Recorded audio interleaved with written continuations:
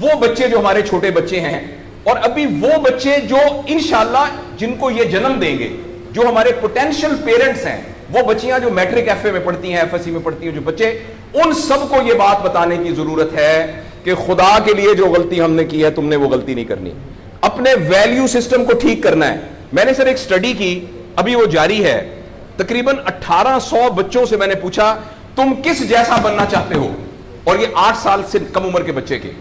آپ یقین کریں بچوں نے جو کہا وہ یہ کہا میں میسی کی طرح بننا چاہتا ہوں جو فٹ بالر ہے, کسی نے کہا میں عاطف اسلم کی طرح بننا چاہتا ہوں, کسی نے انڈیا کے اداروں کا نام لیا, کسی نے نہیں کہا میں ابو بکر کی طرح بننا چاہتا ہوں, کسی نے نہیں کہا میں حضرت علی کی طرح بننا چاہتا ہوں, کسی نے نہیں کہا میں قائد اعظم کی طرح بننا چاہتا ہوں, کسی نے نہیں کہا میں عبدالستار ریدی کی طرح بننا چاہتا ہوں.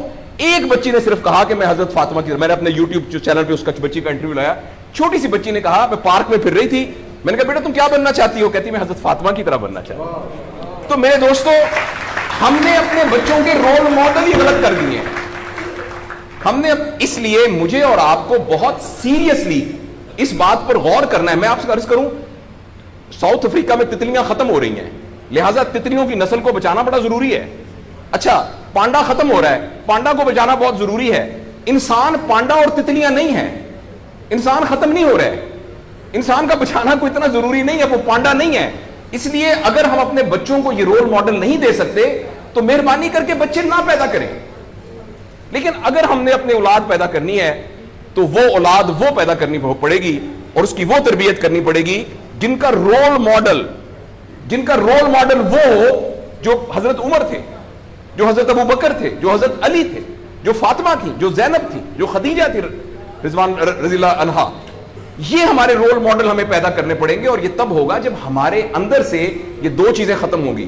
نمبر 1, ہم پیسے کی بنیاد پر اپنے آپ کو بڑھانا سمجھیں, اور دوسرا یہ کہ ہم فرد کو فرد کے لیے تیار نہ کریں, فرد کو معاشرے کے لیے تیار کریں. میرا بیٹا تو 1100 میں سے 1100 نمبر لے کے ڈاکٹر بن کے ایک جگہ پر اسسٹنٹ پروفیسر لگا ہوا ہے, معاشرے کو کیا فائدہ ہوا ہے؟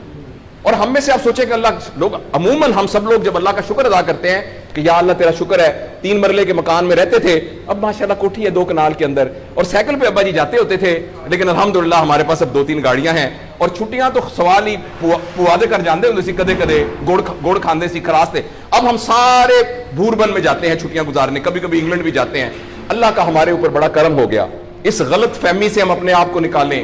اللہ کا کرم یہ ہے کہ میری وجہ سے, جیسے انہوں نے ویڈیو دکھائی ہے کہ ہمارے یہاں کوئی بلڈ کا کچھ نہیں ہوتا تھا, شکر ہے میری وجہ سے یہ بلڈ والا کام شروع ہو گیا. میں ڈاکٹر ہوں, یہ والی سروس یہاں موجود نہیں تھی, اللہ کا شکر ہے کہ یہ والی سروس اب یہاں موجود ہو گئی ہے.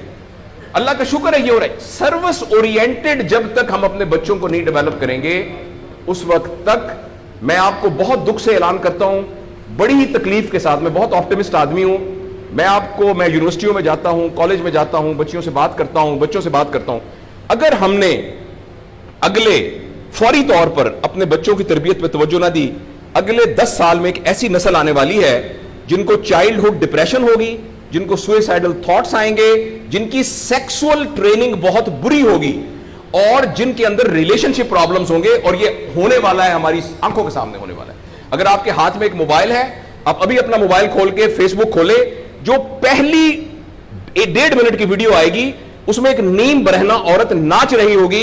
اگر آپ کے 8 سال کے بچے کو آپ نے موبائل دیا ہوا ہے, میں آپ کو یقین دلاتا ہوں اس نے ننگی عورتوں کو ناچتا ہوا دیکھ لیا ہے, اور وہ سارے ایکٹ جن کو منہ سے بیان کرتے ہوئے ہمیں شرم آتی ہے, وہ آپ کے 8 سال کا بیٹا اور 8 سال کی بیٹی دیکھ چکی ہے.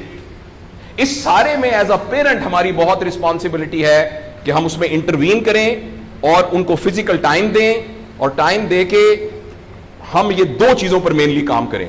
تو انشاءاللہ العزیز ہمیں امید ہے کہ معاشرہ بچ جائے گا.